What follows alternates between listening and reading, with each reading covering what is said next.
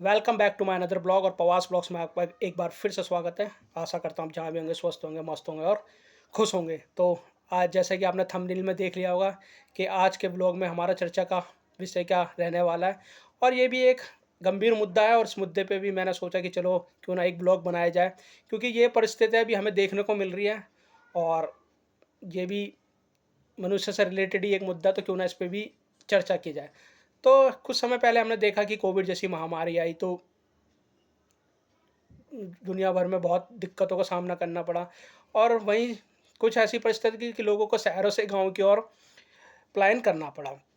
और एक बार फिर वही परिस्थिति सामने आ चुकी है, चाहे एलपीजी संकट हो और देखा जाए ईरान, इज़राइल और यूएस में जब युद्ध चल रहा है, तो कहीं न कहीं एक संकट है एलपीजी का, वो भी लोगों के सामने आ चुका है। और जो एनर्जी संकट है, एनर्जी क्राइसिस है, वो लोगों के सामने है। अब जब बहुत ही कठिन समय या संकट का समय आता है, तो सबसे पहले लोगों के दिमाग में यही क्लिक करता है, क्यों ना हम शहरों से गाँव की ओर चले।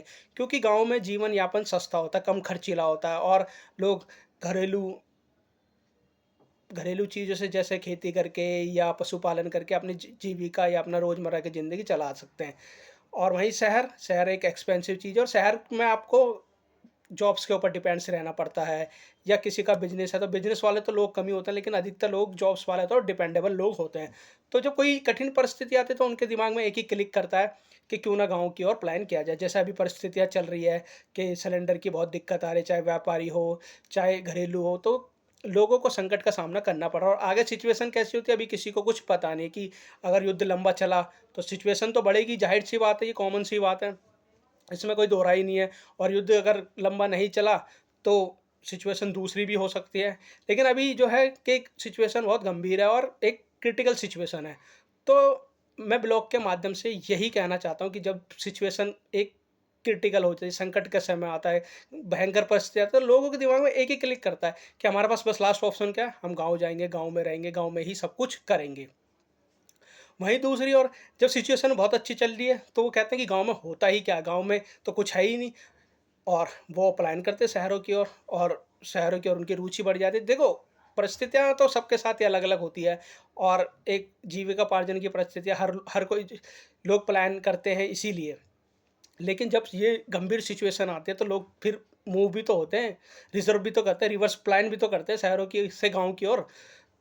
तो कहने का मतलब यही है कि जब सिचुएशन ख़राब आती है, तो लोग गाँव में जाते हैं। तो क्या वो है अपने गाँव के विकास के लिए, डेवलपमेंट के लिए क्या योगदान देते हैं वो? मतलब वो शहरों में कमाते हैं, सब कुछ करते हैं, गाँव को, लेकिन जब कठिन परिस्थिति गाँव की ओर मूव होने की सोचते हैं, तो लोगों का योगदान क्या है?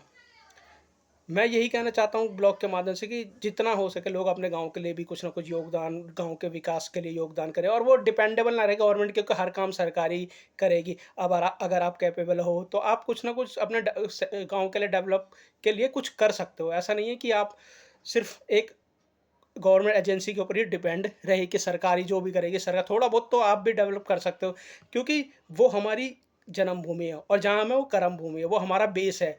तो हमें कभी भी अपने बेस को नहीं छोड़ना चाहिए, चाहे सिचुएशन कैसी हो, आप कितना भी अच्छा टाइम चल रहा है, क्योंकि समय हमेशा एक जैसा नहीं, परिस्थितियाँ चेंज होती रहती है। डिफ़िकल्ट सिचुएशन आप मूव हो सकते हो कभी कहीं कहीं से भी कहीं। तो कहने का तात्पर्य मेरा इस ब्लॉग के माध्यम से यही है कि चाहे सिचुएशन कैसी भी हो, अपने गाँव से जुड़े रहें, ठीक है? और जितना हो सकता है आपसे आप गाँव के विकास के बारे में सोचें खुद से, कि ये ना हो कि बस सरकारी एजेंसी के ऊपर डिपेंडेबल ना रहे। और जो आप, क्योंकि वो तो आपकी जन्मभूमि और ये कर्म भूमि है, तो यहाँ पर तो सिचुएशन कभी भी चेंज हो सकती है।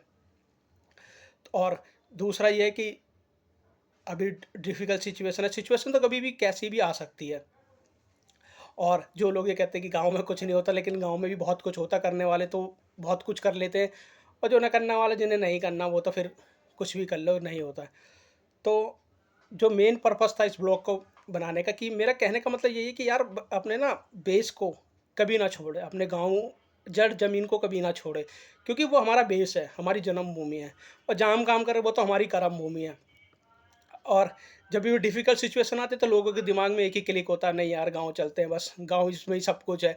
और जब सिचुएशन सही होती है, तो बस यही कहते हैं कि गाँव में है ही क्या, तो ये कड़वा है पर सत्य है। मैं भी देखो, मैं अपनी भी, क्योंकि मेरा भी ज़्यादा वो नहीं, टच नहीं रहता है गाँव से, लेकिन मुझे जब सिचुएशन ऐसी होती है कि नहीं यार, इस पे ब्लॉग बनाना चाहिए, क्योंकि हम भी उसी कैटेगरी में आते हैं, और लोगों से भी निवेदन किया जाए कि भाई विकास में सहयोग दे, योगदान दे, एजेंसियों के भरोसे ना बैठे रहे।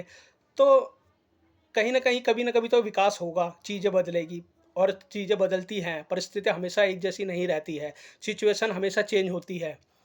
तो अगर मेरा ब्लॉग पसंद आया हो, तो ब्लॉग को लाइक करें, सब्सक्राइब करें और शेयर करें, और आज के ब्लॉग को हम यहीं पे समाप्त करते हैं। धन्यवाद।